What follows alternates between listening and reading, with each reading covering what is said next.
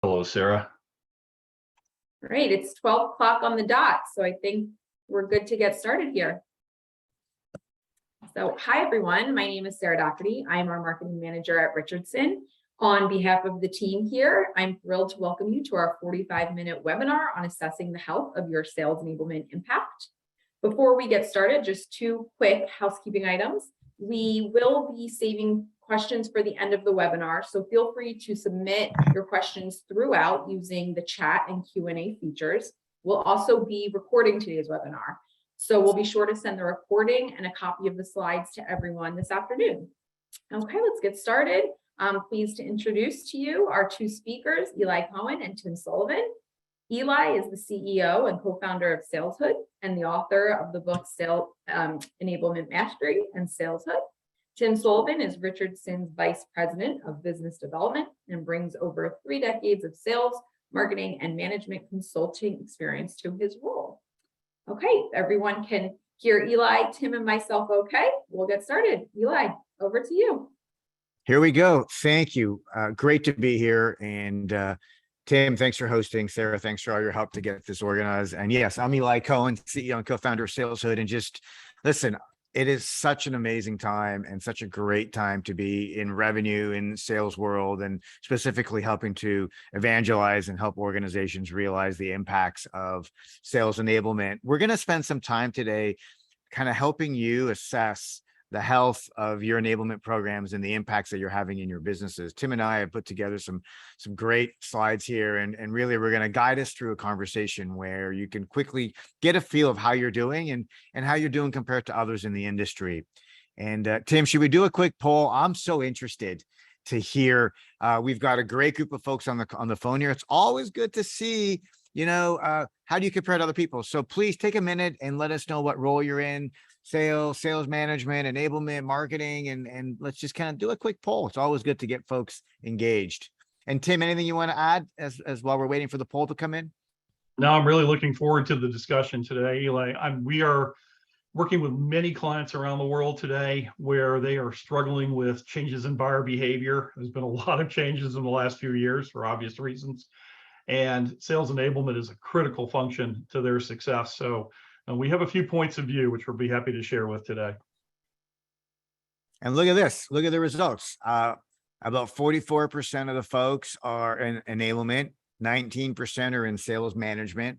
In L&D, we've got about 13%, a couple folks in marketing, a few folks in marketing and sales ops. So there's a good range here, Tim. Good range of some interesting points here. And so I want to do one more poll. And so now we're curious, and everyone should answer, right?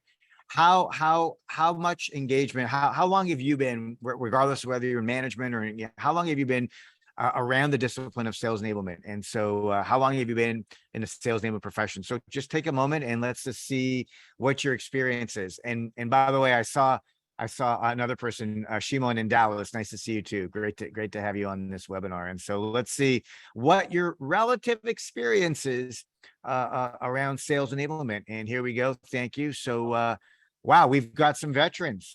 Look at this, 10 plus folks, over 10 folks, 10 plus years. This is what do you make of these numbers, Tim, when you look at this? We've got an experienced crowd here. Usually we see folks that are lower in experience attending these webinars. So we've got to be on our game today, Eli. So we got to be on our game.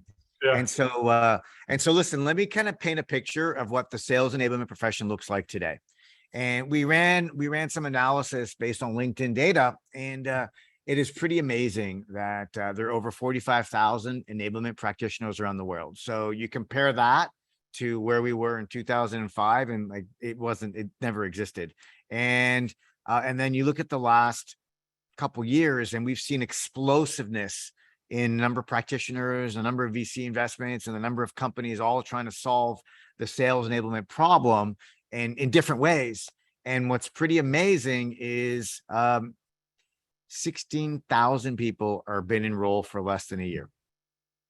15,000 people are enrolled 1 to 2 years. So like that's basically 31,000 of almost 60% of folks are new to enablement. And so us at SalesHood, we decided to go, on a journey to help people understand what great sales enablement looks like and to really lean into what folks should be doing so that way they can achieve great outcomes. And so it looks like we've got 10 people here that have been in the industry. That's a large percentage of the 2,500 people that are here with us today. So it's amazing. And if you were to look at the hockey stick here, it is growing exponentially. Anything you want to add, Tim, on just the Yeah. stats and the maturity of the industry? I mean, these numbers show what we are seeing as well. I mean, 5-6 years ago, we sold primarily or served primarily, heads of sales and learning and development. Over the last few years, however, it's been sales operations and sales enablement have been the primary focus of developing or investing in these kinds of solutions we're going to be talking about today. So these numbers are exactly in line with what we're seeing in the market. I don't think people are aware, though, at the degree to which the sales enablement function has exploded in the last few years. It really has. It really has. And we're so grateful to be a part of it and helping to drive it. And so given the state of the industry and how many people are new, I think it's important to kind of really go deep on what matters most. And so let's look at some stats. And so, I think whether you're new or whether you're a veteran, I think it's good to just level set on what problems we're really trying to solve in the industry. And regardless of whether you're speaking to Richardson customers or Gartner analyst or Forrester or chief, sales officer, different data reports, the info is always the same. 20% of sellers are creating 80% of the revenue. And so there is an opportunity to lift the attainment and to lift the productivity of our teams. This is a problem that is continuing to be front and center for us. And a stat that is super interesting, 43% of sellers hit quota. So if you think about it, there are 15 million sales professionals in the US alone, and only 43% of them are hitting quota. There's room for improvement, Tim. And what we've seen over the years, and this is data coming from Exactly Corporation, average sales tenure is 18 months. And so I just want everyone to internalize this data and start asking themselves, well, why is this happening? And what we're realizing is that cycle time is not where it needs to be. So it's taking us too long to close deals. We're not putting the right programs and systems in place to ramp our teams faster. So they're just kind of taking months and months and sometimes years. And then what happens is, they're not closing deals fast enough. They're not ramping fast enough. Their win rates are not working and they're not making money. So they're bouncing between companies. And this is some of the data. And I wanted to just level set because a lot of enablement practitioners are new and they tend to focus in on content and programs and training, but they're not taking a step back to answer the why. Tim, what are your thoughts? Totally agree. We see the same kinds of figures and trends. I will say we are seeing an increase in the number of decision makers involved in purchase decisions now, and that is causing more pressure on lengthening the sales cycle. The quota attainment rates you cited here on average are similar to what we've seen. One of the reasons for that is because we're seeing an increase in the number of losses to no decision or no action or status quo. And so that can be solved with effective enablement. I mean, these are customers that would have bought if they had seen a compelling case. So what we're going to be talking about today can make a big impact on those kinds of figures and generate better results. No, I love it. And you talking about decision makers, we can move forward. And when we think about decision makers, we ask ourselves, why is it that our teams are not able to really, engage with power and to close these bigger deals? And what we've realized is enablement is not optimized for sales excellence.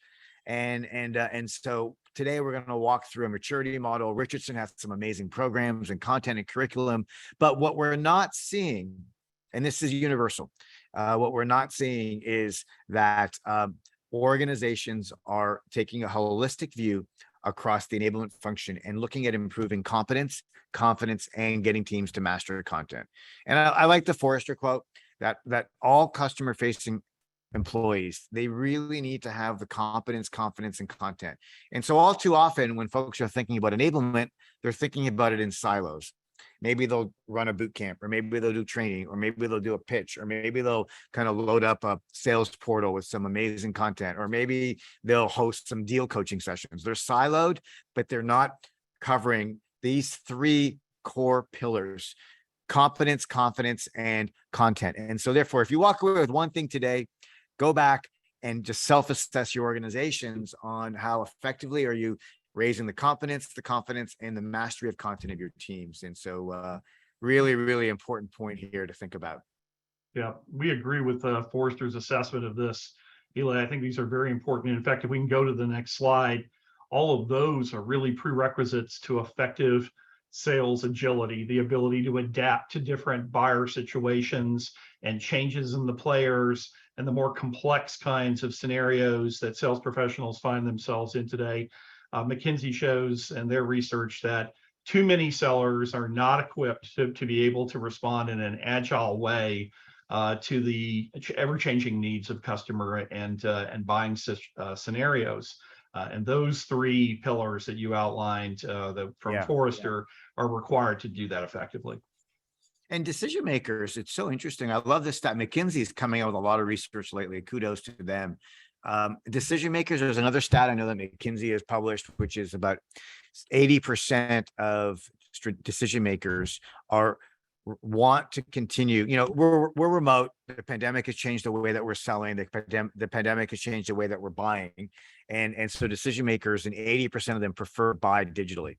And so this point of 55% of sales leaders are now dealing with, it's a completely different buying dynamic. The way that their sales motions and their go-to-markets are happening, and they need to be agile, and they need to be where their decision makers are. And if their decision makers want to buy remotely, and so therefore we need to improve the confidence, and content that our teams have so they can engage buyers where they want to buy today in a completely transformed world. So I love these stats. So hope folks are appreciating some of this data. And let's keep going forward. And so listen, the question is, now that we know this, and now that we are thinking about how do we actually elevate our teams, how can we boost attainment, how can we improve win rates, what is the right framework that we can get our teams to embrace so that way we can ultimately elevate, go to market, and be agile, as you said, Tim. And so we've been working with so many companies. A little bit about me. I worked at Salesforce.com for 8 years. I ran enablement there, and really got to be there when we pioneered sales enablement. And I founded SalesHood, and I've been working with some amazing companies over the years. And I say all that not to brag.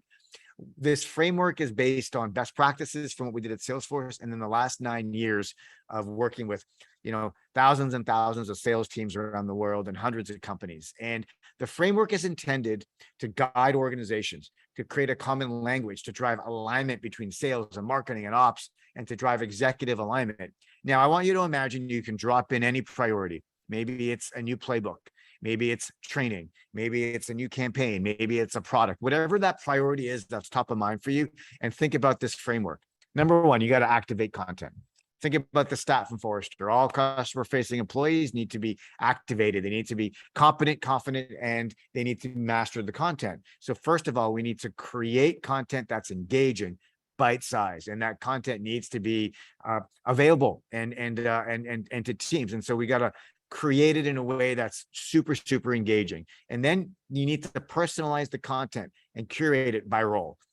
Tim, like, as you know, sales development reps versus quota carrying AEs versus partners versus account managers versus success. They're all going to consume the content and have a different version of the content that's going to map to their emotion and their processes. And then folks need to learn. Right. So we start with activation, and then we curate, and then they learn. And the learn needs to include activity-based learning, assessments, social learning with peer-to-peer. And then a lot of folks will kind of stop there, Tim, but you got to drive forward with the reinforcement by the managers, right, and have system-generated reinforcement with AI really providing coaching. And so coaching is so critical. It's so critical as part of the process of rolling out your new priorities. And then guess what? And then we need to provide just-in-time content and what they learned, how they've been assessed, how they've practiced and shared knowledge with their peers, and then those amazing, videos and assets and materials. Then they need to show up where they are, whether they're on their phone, whether they're on the go, whether they're in Salesforce or Microsoft, wherever they are, the content needs to follow them. So when they're thinking about a problem, where they're uncovering a problem with the customer, they need to have that content right there at the tip of their tongue, at the tip of their fingers. And then finally, we want our sellers. We're in a modern selling world. Our decision makers are remote, and our decision makers want to buy digitally. All this great process and content and engagement, they need to be able to share it. very quickly in an agile way with their decision makers. So that way they can help their decision makers make decisions faster. Now, the reason why it's important to have a framework and a system that's purpose-built and all-in-one for this is you want to measure the impact. And that way you can correlate data like, okay, my teams have completed the training. They've consumed all the content. They've assessed, they've been scored, they've been certified. Oh, and they're doing coaching and they're sharing the right content. Boom. I want to model that behavior. And because I know that generates the pipeline and the win rates. Tim, what do you think of the framework? Listen, we're in total agreement here philosophically. All too often we see customers do an event or provide some kind of asset and think that that will be enough to enable their teams. It certainly will help, but it is a journey to fully enable the team for revenue enhancement. So we are very much in alignment with this kind of philosophy, and I think anyone who's serious about enablement should embrace it as well. No, that's great. Wow, I see that we've got a lot more people on the webinar now, Tim, which is awesome. Oh, that's good. So listen, everyone, it's great that we're here, and we've, just to kind of recap a little bit, we've looked at some of the industry data around attainment and sales performance, and now we're introducing this concept of a framework, a revenue enablement framework to help organizations drive alignment and really achieve improved efficiency and effectiveness gains at the organization. And really, one point I want to make, just to kind of, I wanted to make it around what we're seeing as a big trend right now in the industry is organizations are, thinking more about efficiency today and effectiveness than ever, right? I think for the last 5 years, folks have been thinking about capacity a lot, Tim, and like, I got to hire salespeople, I got to get the ramp and hire, and they'll overhire capacity to try and achieve goals. But, clearly with what's happening right now, the overhiring capacity isn't an option. Everybody's trying to be lean. And so therefore, these frameworks and thinking about sales enablement and thinking about innovative ways to boost sales efficiency and sales effectiveness at scale at a very quick pace is even more important now than ever. Yeah, totally agree with that. I mean, it's about getting as much out of the people and getting them up to speed in terms of being up to full productivity as fast as possible as well. I love it. All right, let's keep going. So here's the heart, right? I think you've got the framework, and now the question is, where do you start? Like, where do you start? And I'm going to tell you a conversation I have a lot, Tim. Here's what happens. People come to SalesHood, people call me up and they say, hey, we need help with enablement. Great. What kind of help do you think you need? I like having conversation with folks. Oh, we have an onboarding problem. I'm like, okay, let's talk about that. Why do you think you have an onboarding problem? And then they'll, well, we've got, we're hiring so many people. We've got, how many people are you hiring? Oh, we're hiring 10 salespeople. Okay, hold on. Let's take a step back. You're hiring 10 salespeople. How many salespeople do you have today? Oh, we have about 100. You have 100 salespeople, but you're hiring 10. Well, congratulations. That's great. Let me ask you a question. How's the performance of your salespeople? The 100 of them. Well, they're not making their numbers. Well, give me what percentage? Oh, 30 to 40%. 30 to 40% of the 100 salespeople are not making their numbers. You're going to hire 10 more. You don't really have an onboarding problem. What problem do you have? You have an efficiency problem.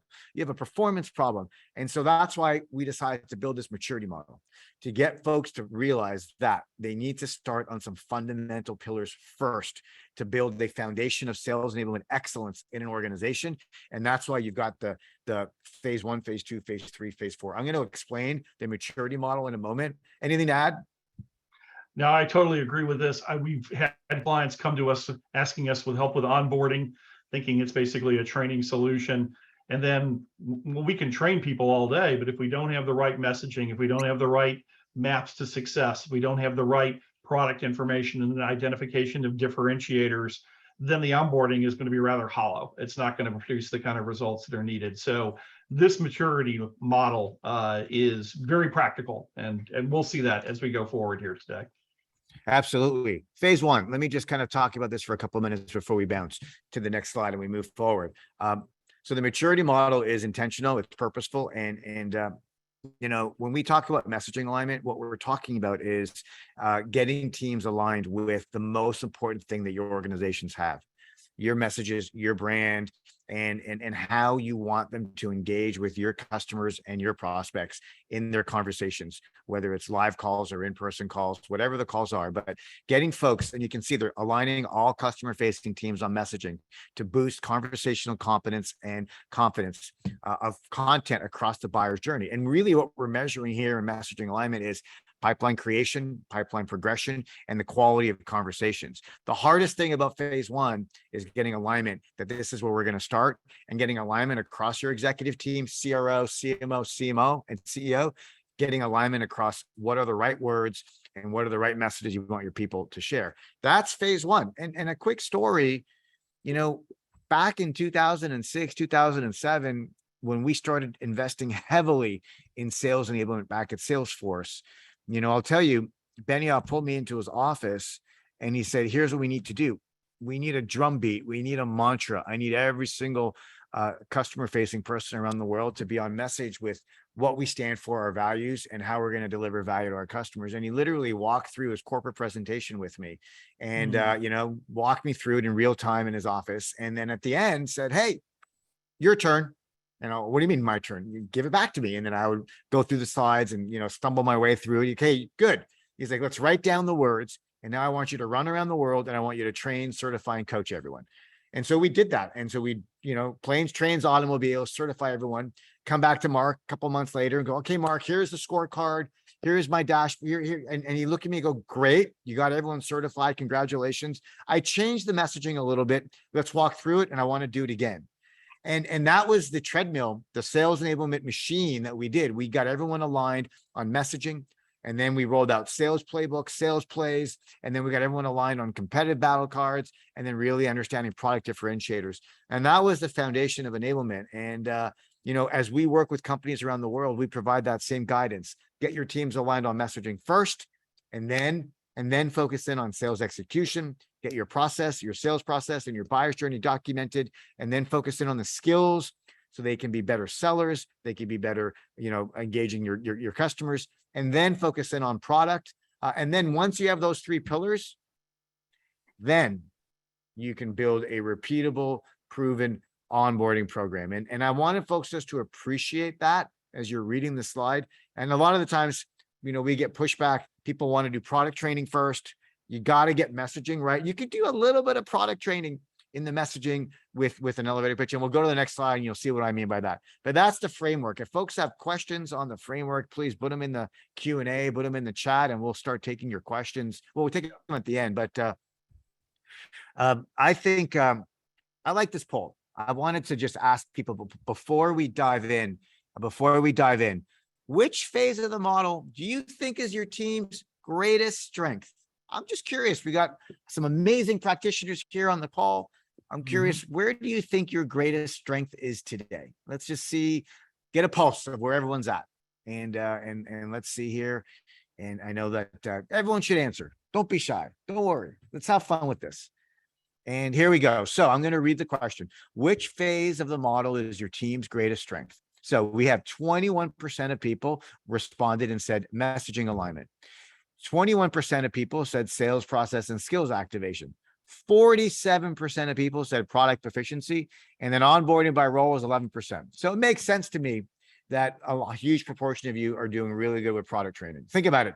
On calls, what are your salespeople doing? They're pitching and they're talking features and they're not being as curious as they could be. Tim, what do you think of these stats?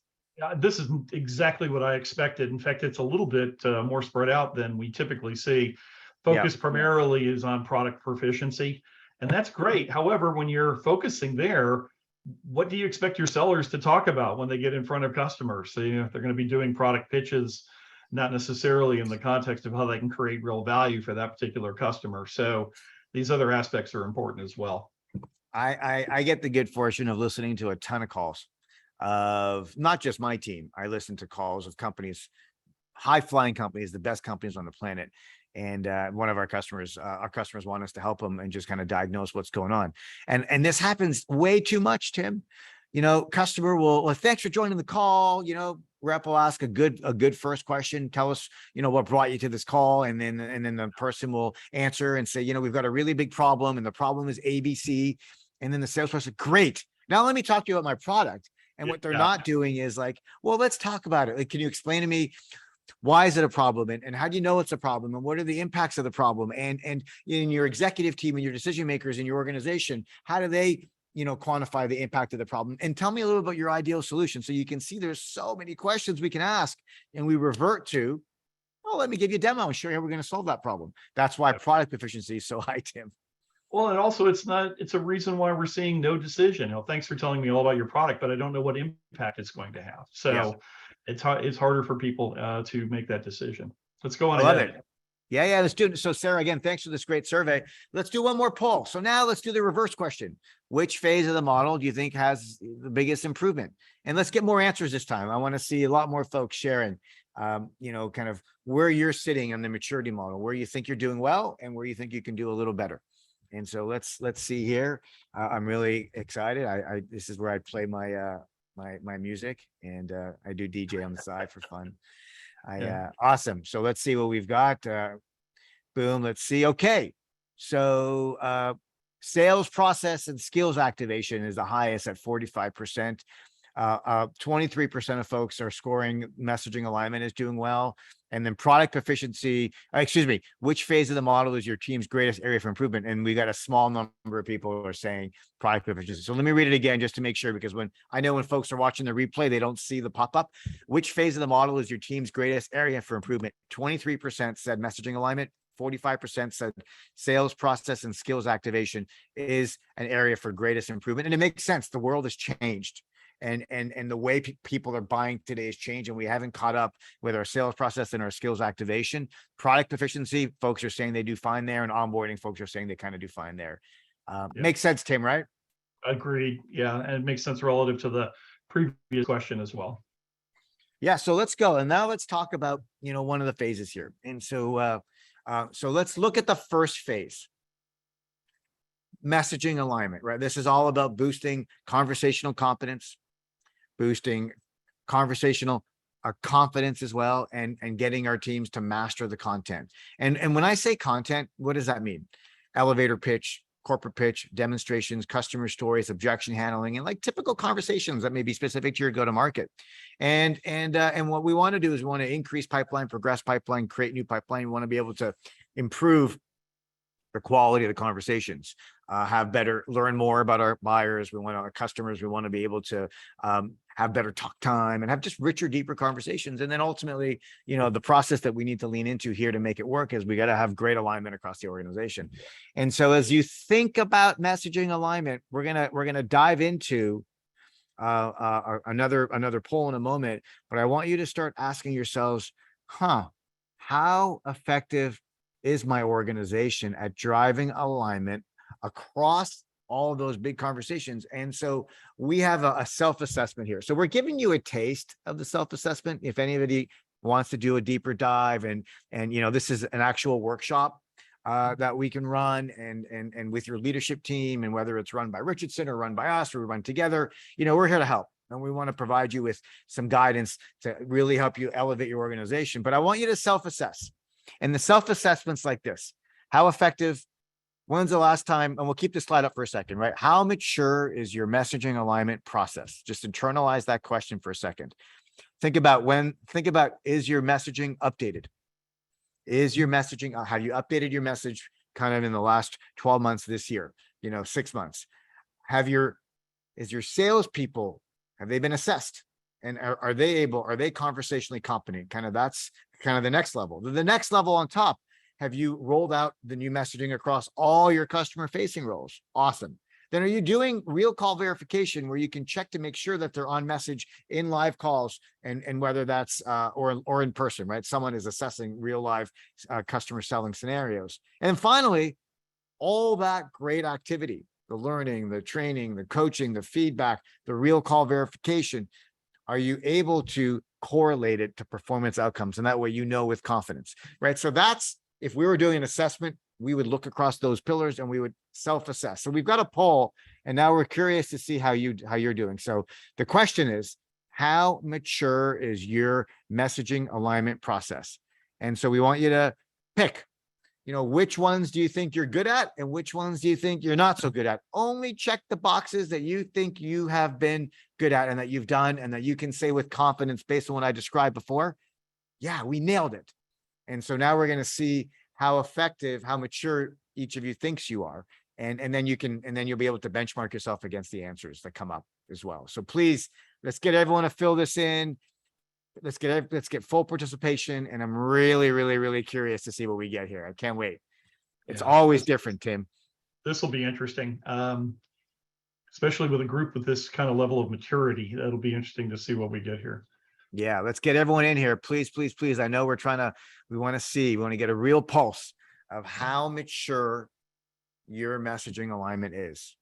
And just in case we're not doing anything with the data, this is solely for the purpose of the poll and solely for the purpose to exemplify this key point and the importance of it. Oh, okay, I love it. Here we go, Tim. So you can see it, right? Everyone can see it. So how mature? Okay, so our messaging has been updated. Congratulations. 73% of you on the call have updated your messaging. Amazing. Our sales team is certified. Okay, I'm seeing a drop off. 41% of you have also certified your teams. And we continue. And then only 27% have certified your customer facing and assessed your customer facing roles. And then a much smaller number is doing real call verification. And I guess the folks that are doing real call verification are pushing and making sure that they've got the correlation analysis done so they can correlate activity to outcomes. What do you think of this? Yeah, this does not surprise me. I mean, I think this shows that there's room for improvement here, as we all know, in terms of being able to enable the sales team with effective messaging. And this is a good spectrum to do your own evaluation against your own organization. Like, absolutely. And so we encourage you to take the slides, to take this self-assessment and sit down with your leadership team, whether you're in enablement or whether you're in ops, encourage you to do that. Tim, tell us how are they going to go ahead? If I can put a bow on this, I mean, what we have found is that equipping sellers to have buyer-aligned messaging helps improve that confidence, that competence, to be able to co-create value with customers, to be able to come in with a point of view and to provide insight, and to do so with a high degree of confidence will help to impress customers with your professionalism and help to differentiate you in how you engage with customers. So equipping sellers to do with effective messaging, to be able to differentiate themselves from and to differentiate the value of your solutions from the competition is going to be your primary differentiator. In fact, one of the things we found, there was a study that was done just about a few years ago that showed what were the biggest differentiators in terms of customers' perception of brand of your business. And by far, more than half of that brand perception comes from the interaction that they have with the sales team. So this messaging can go a long way to help to differentiate relative to other kinds of things you can do to set your brand apart. It's so true. I love the word differentiation, right? We're in a crowded market across all categories, so regardless of what you sell in. And our customers, our buyers, our future customers, they've got multiple options. And whether company A has got a better mousetrap than company B, the real differentiator is the quality of the conversation, the quality of the interaction, and the quality of the sales professional or the customer facing professional that is sitting in front of your buyers. This is why it's so important that they're aligned with messaging. That you have very clear differentiated messaging, but they're able to, articulate it clearly, differentiate and be curious, ask questions, and really practice it, because we don't want people practicing it in front of customers. So therefore they need to practice it with their teams, learn from each other, get coaching from their managers. But it really starts with the leadership team being aligned and agreeing that differentiated value-based messaging is critical. And I think Richardson's doing great work here. And, we love working with organizations and leaders that say, we got to improve our messaging, and we need a proven framework that's going to help us get there. This is why we're starting phase 1, messaging alignment. It's probably the most critical sales enablement process to get right. And everything else builds on top of it, Tim. Yeah, it's the raw material upon which everything else is based. Absolutely. So let's look at a couple other phases. We've been pretty interactive with some questioning and so forth. I think what we want to do now is move a little quicker through the different phases of the maturity model, and then make sure that we're leaving time for all of you here to ask questions of Tim and myself. And so please start getting those questions in. But phase 2, sales process and skill activation. Remember, we came from messaging alignment. Now what we want to do is create repeatable and predictable processes so we can lift the efficiency and effectiveness of our teams. So we can, by developing the processes that are going to be repeatable and the skills, so we can achieve our win rates, better win rates, cycle time, and it's across the buyer's journey, right? And so selling skills are for pre-sales, post-sales, renewals, account managers, salespeople. And so you can see here some of the things that we need to be better at, and we need to ensure we have our teams aligned on and executing flawlessly. Because there is a reality, right? We are talking about less meetings today. We're talking about decision makers that want to buy digitally. We are talking about less meetings because people can get decision makers together because everyone is now jumping onto live Zoom, Ring Central, go to meeting, whatever the call system you're using. You can make less meetings, but get more people together. Therefore, Tim, every meeting matters. Yes. And so therefore just internalize that for a second, right?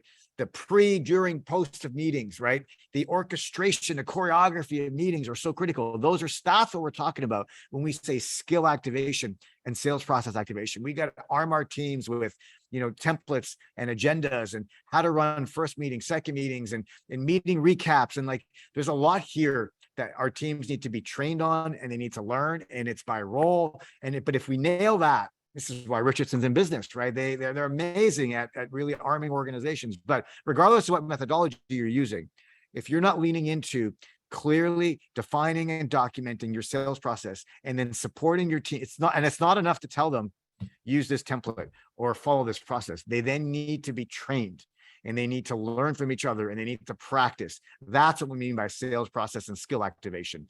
And so this is the second pillar in our maturity model. And we also have an assessment. So you can look at the next slide.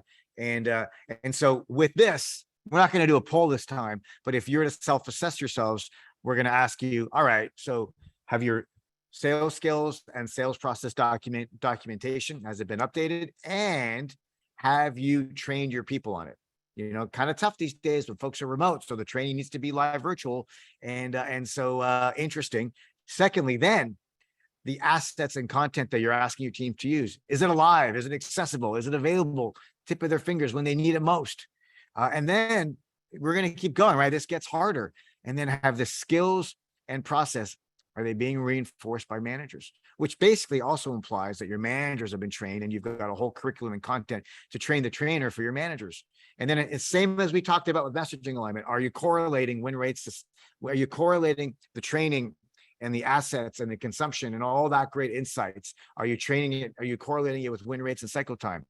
And just one extra one here. What have you done to get your teams to master remote selling, right? So boom, 5 points here to think about.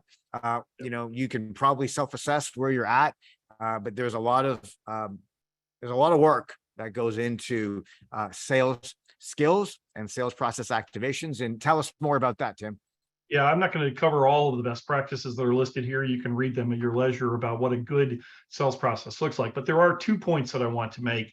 The first is that when we talk to customers and ask them if they have a sales process, almost all of them say yes. Unfortunately, most of those sales process definitions are very internally focused. It's things that we do.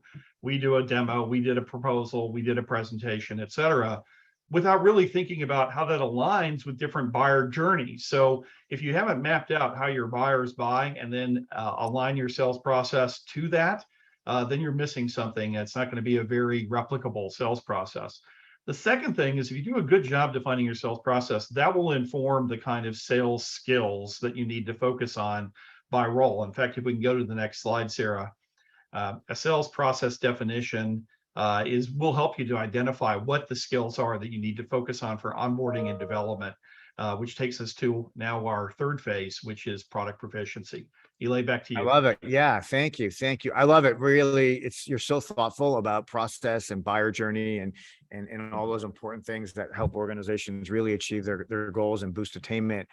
The third pillar in the maturity model is all about product proficiency. We're not going to spend too much time here. Many of you on the call, are doing well in this. 47% of you think that you've got it nailed. Amazing. I'm going to provide you with some things to think about, right? When you think about your product proficiency and your product playbooks and product enablement, have you defined buyer personas? Have you defined the messaging by product and by solution? Have you included prospecting tools and tips and ways so that way your teams are able to do the outbound and the emails and the sequences and the cadences and the voice messages? Have you provided and inserted your product proficiency, and have you integrated it with your sales process and skills training? Have you included and provided customer stories and testimonials? Are they video based? Are they accessible? Are they searchable? Or do you have competitive battle cards, strengths, weaknesses, traps? And finally, are you also including, a list of objections that are common with common answers for them, right? There's a lot that goes into here. We spend a lot of time when we work with companies actually sitting down with product managers and product marketing folks, getting them to really understand the WIFM, the what's in it for me when they're developing content for their sales and their customer teams.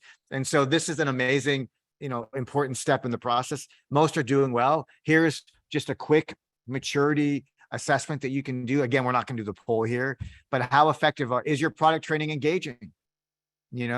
Or do you have product managers just doing quick demos and, there's no energy, it's not dynamic, there's no graphics, no disrespect to product managers, former product manager, I love them. If we want to elevate sales enablement and make it be top of mind, we need to do alignment across the organization. And it means product marketing, ops, HR, like everybody needs to be aligned. That's why I do believe, and my book talks about it a lot, enablement is a company-wide initiative. Is the certification program operational? Like, do you really have a cert program, and you have, and a cert program looks like release certifications as well. So when you add new products and features, and that there's a true up on the product training during either biannually or annually, that's what I mean by operational. And then is there a release calendar where people are getting training on a quarterly basis and have all customer facing roles trained, not just salespeople or not just the subject matter experts? And then finally, are you doing correlation to pipeline? Meaning, if you roll out new product training, are you correlating that product training to pipeline for that product? And so that's the product maturity model, Tim. And and go. Oh wow, I love that. Everyone loves one of these.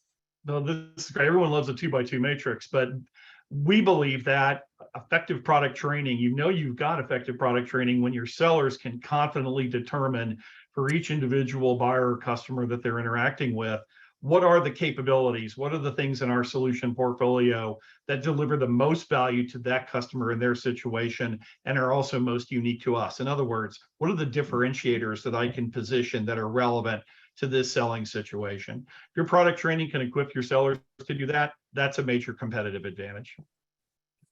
No, it's great. And the final one here in the maturity model, which is awesome. And I think the maturity model, phase 1 and phase 2, phase 3, phase 1 was messaging alignment. Phase 2 was process and skills activation. Phase 3 is all about product proficiency. And now we're talking about onboarding by role. The main message here is a lot of times organizations will build onboarding and it will be a one size fits all approach. What we're suggesting is just like the need to have a customer facing, persona based, role based, competence, confidence, and content. When you think about onboarding, you need to have the pillars need to map to the specific roles, and you need to do buyer-centric content pillars, and they need to map to the specific persona. So you can see here, as you're thinking about your onboarding, whether it's 30 days, 6 months, 60 days, whatever the length of time is, 30, 60, 90, whatever the length of time is, 2 weeks, organize the weeks, map it to the buyer journey, map it to the persona, and then look across the top there. You want to be able to, what are the buyer conversations? What are the activities that your teams need to master? How are you going to assess their competence and confidence on those activities? And then how are you going to measure their success and provide them the feedback in real time, whether it's the manager or the system providing feedback. And again, here's another self-assessment.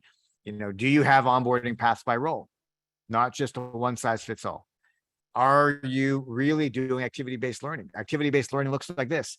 if you're going to train your teams on prospecting, then have them demonstrate that they can prospect, have them prioritize accounts, have them build a territory plan, have them write emails, have them send emails, measure the open rates on the emails, do that in their first or second week so you can start driving the right activities versus waiting 6 months and realizing, well, wait, what happened here? They never had the competence and confidence being built in their early days. Buyer-centric content and assessments, correlate leading indicators. And ultimately, I want to see you getting to a place where you don't just have 30, 40% of your teams hitting quota. You want at least 60% of your people hitting 80% of the number. And ideally, everyone's hitting their number, but let's at least start moving us up across the world. What would you say about onboarding here, Tim? Yeah, I Oh yeah, agree. you've got great curriculum. I love it. I just want to show an example of a client that we worked with recently where they had built a onboarding program defined by roles and by skills within those roles, using all the content that we talked about earlier today to help improve the confidence level of their sellers in the various kinds of interactions they have with customers. So as you started this discussion in this section here, Elay, one size does not necessarily fit all. We want to have something that can increase the relevancy of the kind of onboarding experience relative to the roles and skills they need to succeed. This really emphasizes the importance of role-based enablement, role-based onboarding. And I look at the roles on the left, look at the curriculum on the right, and hopefully everyone is thinking about, right? So there's so much here. We can go to the next slide. There's so much that we've shared here. We talked about the industry benchmarks and the stats. We showed you a proven framework, and then we've introduced this concept of the maturity model. And the maturity model is great. And so oh, good. Okay, we're on the next slide. Got it. Thank you. So the slides will be available, Tim and everyone. So please, we love sharing, we love giving, and we want you to use the slides in your teams, and we want you to realize the benefits of elevating how you're thinking about enablement. There's another dimension to this as well. And the other dimension is about tech stack and tech stack proliferation. And so in the last 10 years, we've seen, huge tech stack proliferation across CRM, SFA, sales engagement, sales enablement, RevOps. Unfortunately, our sellers have way too many tools to log into, and learning, content, coaching. And so, I would challenge you to get to a place, because I can assure you, your CFO is going to drive you there, to start using less tools and to start realizing greater efficiency. And so look for tools, like SalesHood, for example, purposeful all-in-one, where you can get learning and coaching and engagement, and look for partners like Richardson that are going to provide you with the content and the assessments and the coaching and the consulting, right? So you really want to get more out of your current partners and out of the companies that you're working with. And that's the purpose of this slide. Start figuring out how you can challenge yourself to ultimately use less technology. Enough about tech and that. Anything else to add on the tech slide? No, listen, working with an all-in-one kind of capability like SalesHood helps reduce that tool fatigue that we see sellers having to contend with.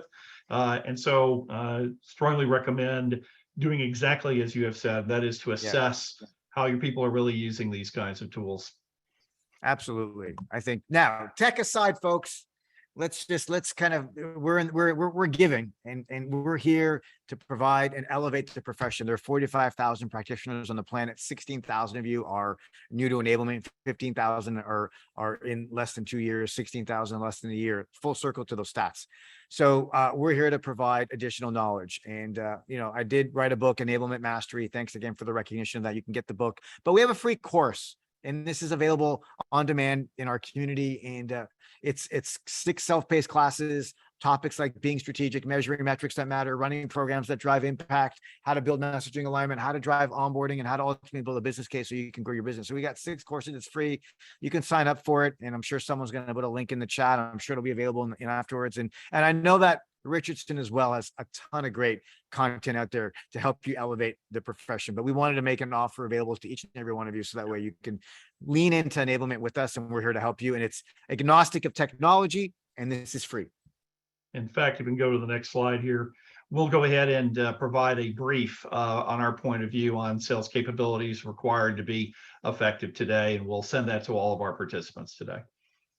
Amazing. All right, guys, so we've run over, but for those that can stay on for one more minute, we did have a few questions come in, but I'm just gonna share one to respect our time here. So thinking about sales enablement, I can see some challenges between producing outbound customer-facing material versus inbound internal-facing material. From an organizational structure point of view, do you usually see enablement being a separate function from marketing and sales? I thought that was a good question. How, you want me to take a stab at it first? Yeah, please. Absolutely. It's a common question. You know, the broader question is, where should enablement live, is what we get asked a ton. The shorter answer is it depends.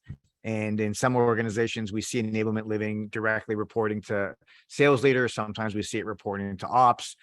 Sometimes we even see enablement migrated over to HR, L&D. And in some cases, we see it reporting up into marketing.